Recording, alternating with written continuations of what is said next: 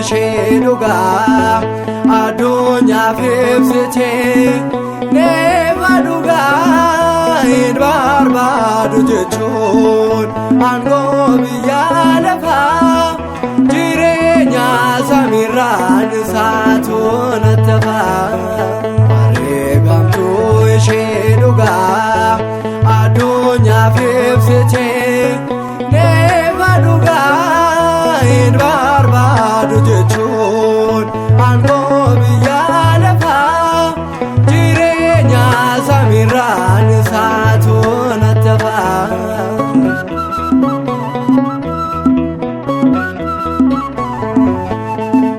Dhiigaashee gooftaasheef isheen kan lolaasee wareegamummaadhaaf kabajaan of laatee naalbeef dabarsitee mormaashee kennitee mirga uumaasheetii kabajaan dhaabbattee. Wareegamtuu ishee dhugaa addunyaaf ibsitee neema dhugaa hin barbaadu jechuun aangoo biyya lafaa jireenya samiirraan isaatu natti hafaa.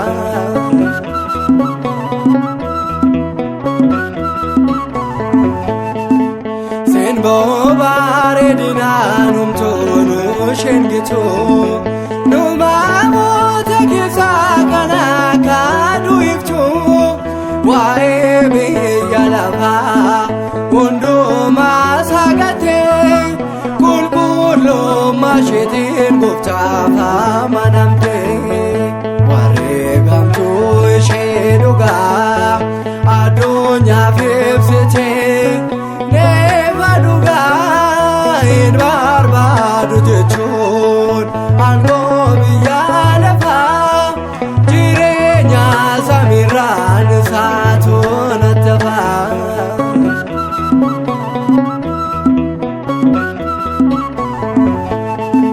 Mootichi dirtaa dirfiroo ishee deebisee waa'ee mootummaa isaa yeroo isheen labsee hin barbaadu jechuun mootichaan falmitee tarree qulqulloota kabajaan galmooftee.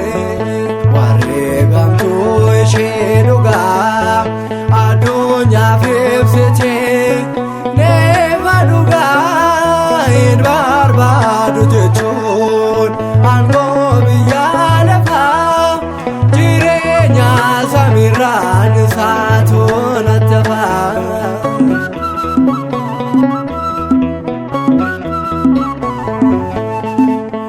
Qulqulloota waliin isheen qulqulleetti wareegamtuun simaanoo'eef nuuf dhaabbattee kennaa gaabbii isheen gooftaa ishee biraatti kan isheef kenname gaafoo qonnaa isheetti. Wareegamtuu ishee dhugaa addunyaaf ibsitee neema dhugaa hin barbaadu jechuun aangoo biyya lafaa jireenya samiirraan isaatu natti hafaa. Wareegamtuu ishee dhugaa addunyaaf ibsitee neema dhugaa hin barbaadu jechuun aangoo biyya lafaa jireenya samiirraan isaatu natti hafaa.